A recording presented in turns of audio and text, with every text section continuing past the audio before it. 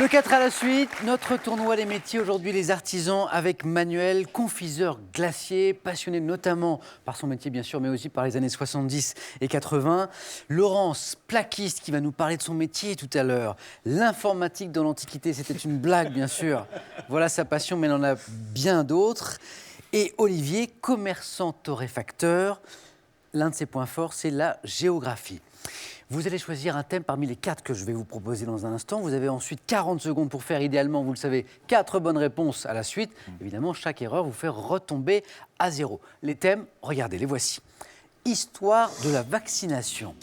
Un questionnaire que je vous propose alors que se déroule cette semaine justement la semaine mondiale de la vaccination, un événement qui est organisé à l'initiative de l'OMS dans plus de 200 pays et qui a pour objectif d'aider la population à mieux comprendre les bénéfices individuels, collectifs également de la vaccination. Voici pour ce premier thème.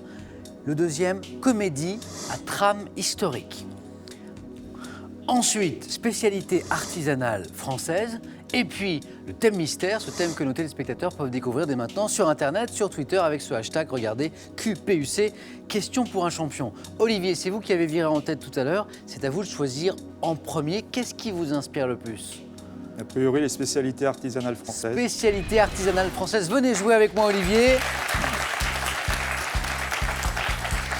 Olivier, quel beau métier, commerçant torréfacteur, un métier de passion. Oui. Pour vous, c'est proche de presque de l'éonologie. De l'éonologie pour le c'est ça. vocabulaire. Et donc, ce que j'aime bien dans ce métier, c'est que ça fait vraiment travailler les sens. Donc, à la fois le goût, l'œil, l'ouïe aussi. On entend le café si on veut l'amener à crépitement. Donc, il y a aussi cet indice pour dire bon, c'est ce café-là que je veux. Et il y a aussi l'oreille qui intervient. En tout cas, on sent bien la passion dans vos mots à propos de ce métier. Et maintenant, nous allons parler et jouer ensemble sur les spécialités artisanales françaises. Olivier, est-ce que vous êtes prêt ? Oui, on est prêt. Plus que prêt. Attention. Top. Quelle commune des Alpes-Maritimes est célèbre pour sa production de fleurs destinées à la parfumerie ? Grasse. Depuis le XIVe siècle, quelle ville de la Creuse, spécialisée dans le travail de la laine, est célèbre ? Aubusson. Quelle ville du Puy-de-Dôme, située au-dessus de la gorge de la Durolle, est le principal centre français de la coutellerie ? Thiers. Quelle ville des Vosges abrite depuis le XVIIIe siècle un centre de lutherie ? De lutherie. Ville des Vosges, lutherie. Saint-Dié. Non. Quelle ville du Jura est spécialisée depuis 2 siècles dans la fabrique ? Saint-Claude. Quelle ville de l'Aube, ancienne capitale des Tricasses, est spécialisée dans l'industrie de la bonnetterie ? Troyes. Quelle ville de Lorraine, établie de part et d'autre de la Meurthe, abrite depuis 1764 une cristallerie Baccarat ? 3 points, bravo Olivier. Dites-moi, pour un thème qui ne vous inspirait pas trop, Ça va. Non, je vais signer tout de suite. Il n'y a pas de souci. quelle ville des Vosges abrite depuis le XVIIIe siècle un centre de lutherie ? Voilà, Alors, c'est pas Remiremont, non? Mirecourt. Ah, non, j'aurais Voilà pas qui vous manquait pour le 4 à la suite. Vous nous l'avez donné, Saint-Claude, mais tellement vite que j'aimerais la redonner pour nos téléspectateurs. Cette ville du Jura qui s'est spécialisée depuis 2 siècles dans la fabrication de pipes en racines de bruyère. Oui, c'est Saint-Claude. On peut applaudir Olivier pour ces 3 points et ce très beau score. Laurence, à nous maintenant, histoire de la vaccination, comédie à trame historique, et puis il y a aussi le thème mystère. Dites-moi. Histoire de la vaccination. Histoire de la vaccination, venez Laurence. Histoire de la vaccination, parlons de votre métier Laurence, si vous le voulez bien d'abord. Mais il n'y a pas de souci. Plaquiste. Oui. Dans l'imaginaire collectif, le plaquiste est plutôt un homme. Oui. Vous avez, Mais il n'y a pas que des hommes. vous avez rencontré beaucoup de femmes plaquistes ? Non. Comment vous êtes venue à ce métier ? Eh bien, par hasard, une petite annonce à la radio Oui. qui cherchait pour recruter des femmes Oui, dans le bâtiment. d'accord. Et donc, j'ai appelé, on m'a convoqué et du coup, j'ai pu intégrer après l'AFPA pour faire une formation de 7 et mois ensuite, et c'est puis un parti. diplôme. En tout cas, on sent que vous avez beaucoup de plaisir dans ce métier Oui. atypique, il est vrai, pour une femme plaquiste, Laurence. Histoire de la vaccination, alors on est loin du bâtiment là. Oui. Êtes-vous prête ? Ouais. Laurence, attention. Top. Quel sigle de 3 lettres désigne le vaccin antituberculeux mis au BCG. point 1894. De quelle maladie le bactériologiste Alexandre Yersin découvre-t-il le bacille permettant La peste. 1796. En cherchant à immuniser l'homme contre la variole, quel médecin britannique a mis au point la première vaccination ? Médecin Passe. britannique. En 1923, contre quelle maladie infectieuse due au bacille de Klebs-Leffler, Gaston Ramon a-t-il mis au point un vaccin devenu obligatoire en France? Rougeole. En 1885, quel biologiste et chimiste français découvre le vaccin contre la rage? Pasteur. Contre quelle maladie infantile caractérisée par une éruption de vésicule le vaccin est-il recommandé? Rougeole. Quelle maladie pouvant... C'était la varicelle. Ah, c'était Varicelle, 2 points Laurence, restez avec moi. On va revenir. Très bien parti, très bien parti. Qu'est-ce qui vous a manqué pour faire un peu mieux? Pas facile. En cherchant à immuniser l'homme contre la variole, ce médecin britannique qui a mis au point la première vaccination, Jenner, Edward. Ah oui. Vous l'aviez? Bon, bah oui.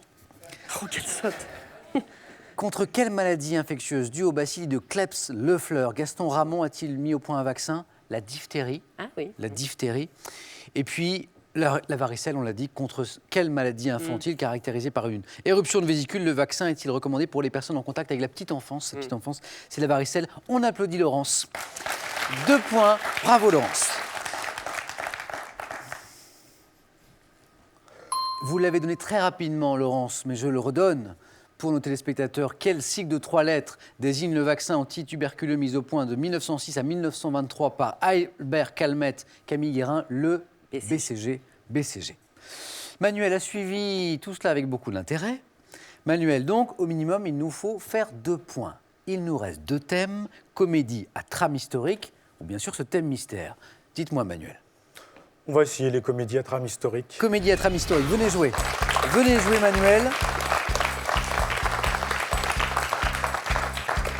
Confiseur glacier. Oui. Nous sommes à Saint-Sulpice-de-Royan, c'est ça? L'activité est à Royan. En matière de confiserie, par exemple, qu'est-ce que vous fabriquez? Donc on travaille devant les gens d'abord et on travaille sur des plaques de marbre depuis 60 ans au même endroit. Ouais. Voilà, et, enfin, Donc 40 vous êtes ans un peu nous et le une magasin 60 institution, ans. je suppose, oui, dans c'est la ville. institutionnalisé si vous voulez. Les comprends. gens ont l'habitude. En plus, c'est dans une station balnéaire. Et puis donc des caramels beurre salé, des sucres d'orge, des berlingots, tout ce qu'on appelle les sucres cuits, des sucettes, plein de choses Et comme puis ça. des glaces. Et maintenant, on va jouer Manuel. Avec ce qui reste. Ah, il y avait le thème mystère aussi. C'est vrai, j'aurais pu. Oui. Les comédies à trame Oui. historique. Il faut faire au moins 2 points pour rester dans la course. Attention, Manuel, prêt? Top. En 1966, quel grand succès du cinéma comique français se déroulant pendant l'occupation réunit Louis de Funès? La Grande Vadrouille. De quelle comédie mettant en scène les personnages de Jacouille et Godefroy? Le 3e volet sorti en 2016 est sous-titré La Révolution. Oui. Jacouille, Godefroy. Oui, passe, je suis désolé.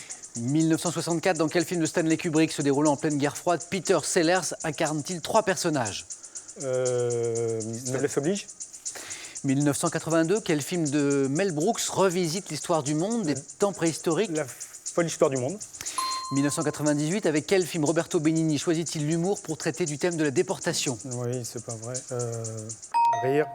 Ah, je suis désolé. La vie est belle. La vie est belle. 1 Ça point veut pas Manuel. sortir, Ça ne voulait pas sortir. Non. Parce que par exemple celui-ci, Jacouille Mais oui, Godefroy, non, mais c'est quand ça veut pas. les visiteurs. Et en 1964, dans quel film de Stanley Kubrick se déroulant en pleine guerre froide, Peter Sellers incarne-t-il 3 personnages? Là aussi, ça ne voulait pas venir. Docteur Folamour. Oui, je l'ai vu il y a une semaine. Ah, il y a une semaine, vous avez Oui. revu le film. Oui. 1 point pour Manuel, qu'on peut applaudir. Merci beaucoup, Manuel. On a tous bien pris rendez-vous pour aller découvrir vos confiseries Avec et plaisir. vos glaces aussi du côté de Royan. À vous maintenant, attention, là c'est la dernière chance de remporter les 500 € que nous mettons en jeu ce soir. Le tirage au sort sera effectué effectivement dans 5 minutes. Et puis n'oubliez pas notre grand concours pour décrocher la cagnotte de l'émission qui lui se poursuit toujours. La question la voici dans une chanson. À qui France Gall reproche-t-elle d'avoir inventé l'école? Est-ce Charlemagne? Réponse 1. Ou bien le roi d'Agobert? Réponse 2. Réponse au téléphone 32 43 par SMS 1 ou 2 au 7 10 20. Tirage au sort parmi les bonnes réponses.